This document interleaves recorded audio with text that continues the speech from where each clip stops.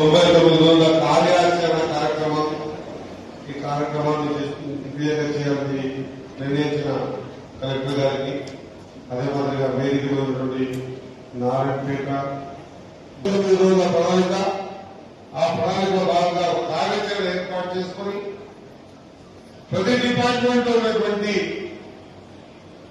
ప్రతి పనిని కూడా ఒక బాధ్యతగా తీసుకొని మనం ముందుకు పోవాల్సిన అవసరం ఎంతైనా ఉంది అనే ఉద్దేశంతో ప్రభుత్వం ఈ కార్యక్రమాన్ని తీసుకున్నాను. నేనుకుంటే నారాయణపేట జిల్లాకు సంబంధించి ప్రతి డిపార్ట్మెంట్ ఇక్కడ కూర్చున్నారు కాబట్టి నేను కలెక్టర్ గారితో మాట తెలియజేస్తున్నా. ఇది ముఖ్యమంత్రి గారి జిల్లా. ఈరోజు ఈ జిల్లా వలసల జిల్లాగా పోయిన జిల్లా. ఆ వలసల జిల్లాని